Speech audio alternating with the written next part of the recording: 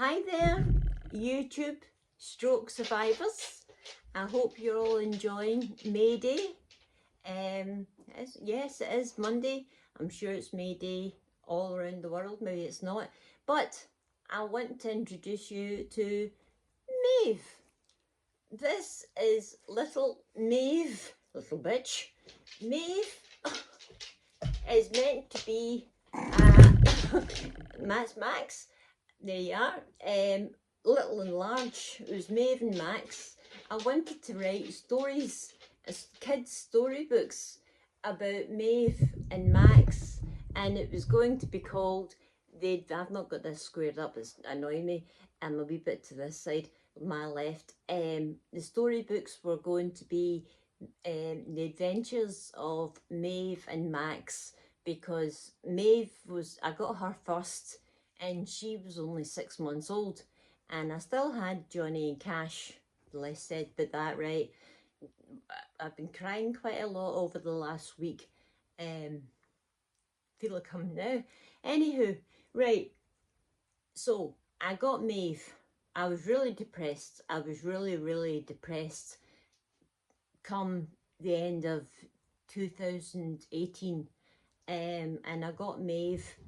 I found her. I got pick of the litter, and I knew, as I say, I'm always watching that Dairy Girls, and when I say always watching, when I'm in the mood for something, I'll watch it over and over. And this is what I done before my stroke as well. She's on my knee here. Max is away upstairs in the huff. She's in season. That's why she's here. My daughter had to take her when I had my, no, she took her before I had my stroke.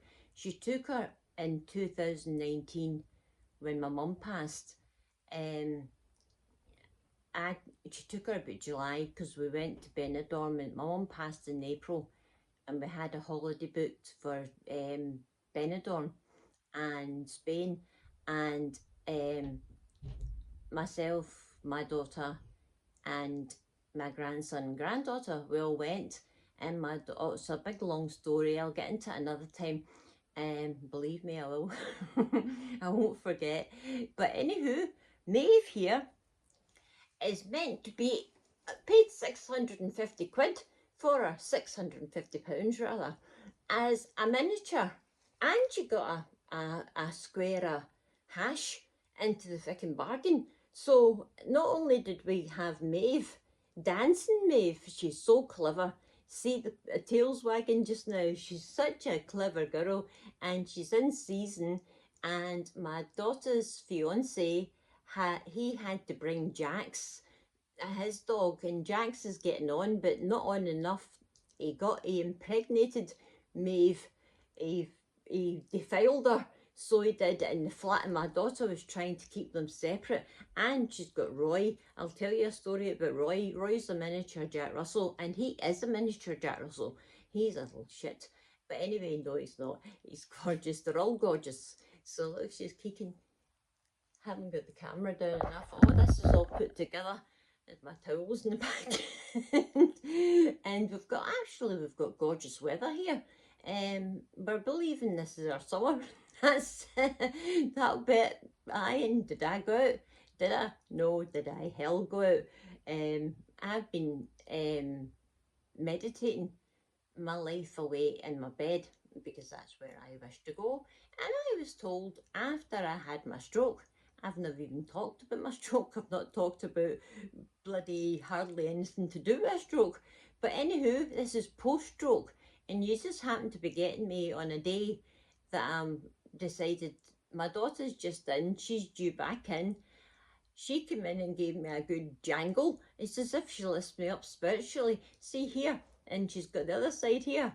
And believe me, that's the way she was on. Even after I've had my stroke, Maeve wants to go upstairs, and Maeve is not going upstairs.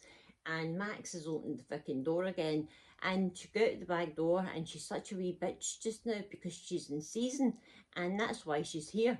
But Maeve saved the day when my mum passed. She softened a very, you can imagine, to you who have all lost your mum, you know, my dad I lost in 1999, and that was horrendous.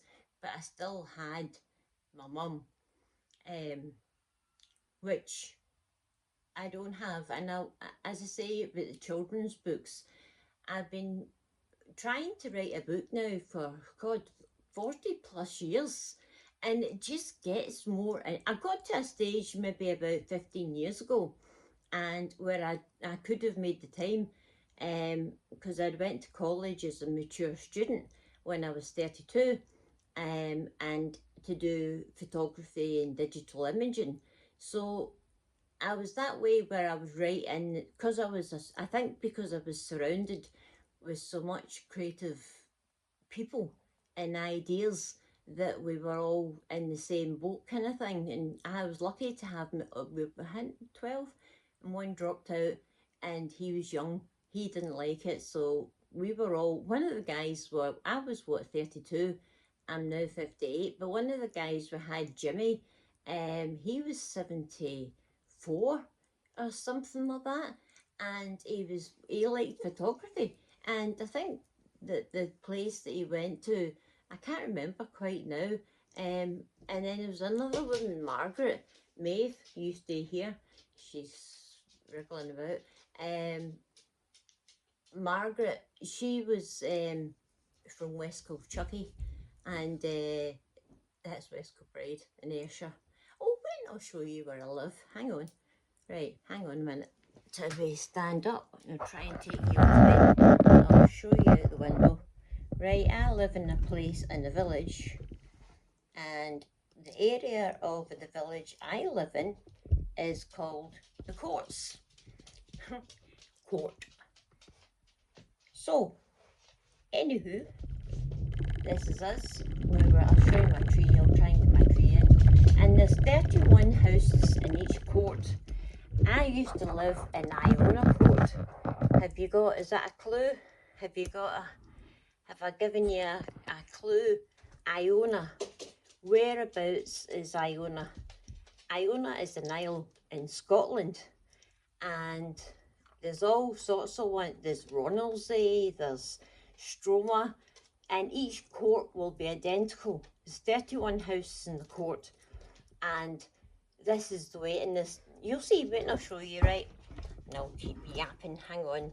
What we'll do, I don't know. Oh, it's, right, I don't know, I thought I would have been able to see. Bought one of these bendy-legged tripods.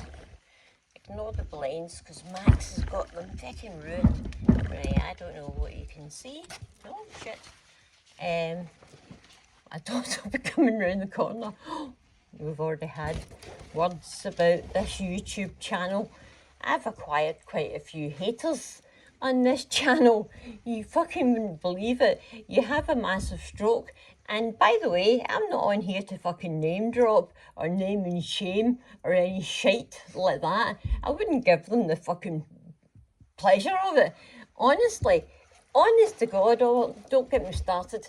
Right, it's been quite a good day. Can you see my tree? Right, hang on. See if these blinds don't stay up. They're just out my reach. You know, I washed my windows for the first time since I had my stroke. I washed them last month. I didn't think I'd be able to do it because I'm right-handed. I was fucked after it, mind you, but I was very pleased that day. I had a very productive day. Look, can you see anything? Right, well, right, wait till we see. Right, there's the top of the trees, right? That's my tree, see that one? My mum bought me that in 1999. It's a millennium tree. I'm going to take this off because it's not working. No, it's quite good. Can you see the houses in the house? And the trees? Right, now that is called, I'm in process, I'm going to get these, I've got new neighbours. I'll tell you about my neighbours another time. My old neighbours, tragic, fucking tragic. I'm in the middle. We're all three of us. I'm the only one that survived. And my two neighbours on either side of me were younger than me. And I'll tell you what happened. You know, there's my trees, and it's gorgeous. That's a clematis, a montana. Some people call it clematis. Oh, I wanted to give a shout out to all my readers, my tarot readers. See, without them, I'd been fucking hanging by a noose somewhere. There's my cubbyhole. That's where Amazon's meant to leave my gifts, my parcels. Mind you, there's another story about that. Tell me I'll be here, fucking stroke. I'll hardly mention stroke. Anywho, right, back to me, and that's where I live. Now, and it's as I say, all the quotes, I've been here, I lived in Ireland, obviously I live in now. Don't want to impress them. And you know, I haven't opened it yet. My best friend Sandra, she's going to come on with me. Sandra's a medium. She's older, she's 20 years older than me, and we always say what we wish that we had. I knew her when I was a teenager, but I was kind of feared from her. They had Joe Wayne's joke shop, and they'd done a lot of work, TV work, film work in America and stuff like that. And she's just messaged me, oh fuck it, she's just messaged me to tell me that our brother's passed. Now, Sandra has had talk about bad luck. I don't know what's going to come next, but we used to meet up once a week, and we used to meet up in a pub in the town, and we would have a coffee. Myself, my daughter, and Sandra. And Joe would drop Sandra off. Joe's in his 80s now, and he's all in the carry on that poor man's had. I mean, mouth cancer. This is all in the last 6 months. Mouth cancer. He's to go for something again about his heart. It's just been one after. I don't know. I fucking don't. I haven't, as I say, I haven't opened the message. Isn't it amazing how now I don't leave the house very fucking seldom at the moment. My daughter got me a scooter. We got it up in Glasgow, and you know, it was used, but the women couldn't use it, kind of thing. Oh, it didn't come out right. Anywho, you know what I'm talking about. Oh, this is what I'm looking for. I haven't had this for about 3 days. Nope, haven't. But do you know what I want to tell you? Hitting on my stroke. My grandson was up or across from Edinburgh, Christmas time, before Christmas was, and I never knew Joe had been here when I had my stroke. I thought I had been taken to hospital from me sitting on the stairs, but no, apparently Joe said, because I kept wondering, I've got a glass, it was my mum's lampshade, it's got glass panels in it, and it's got 1, 2, 3, 4, 5 change, quick change, and messages fast coming, and I was that way. I kept wondering where the glass panel was when I moved back in here in 2022. And I know I'm repeating myself, but it's good for me to say it because my memory's been tortured just now. And if I keep saying it, it goes in, it stays in a better way. But no, apparently Joe was telling me that he was here on the couch, which is across from me, and I was here, and the paramedics had done all the things for an ECG type of thing, and Joe says I was taken from here. Now, I don't recall a single thing about any of that, nothing. But apparently the guy, one of the paramedics that came in to treat me, was quite a 6 foot something guy. And Joe said he stood up and he banged his head and thought, now many people do it. If you're over 6 foot, you're not used to the layout kind of thing, and there's one dining room as well, so can see that one. It was just a kind of bigger one, and it's quite a thick bit of glass as well. Man could have had his head fucking cut open. Well, he bumped it, and that one must have been loose because I used to take them down and put them in hot soapy water. I'm telling you, I'm some kind of maniac for that kind of thing.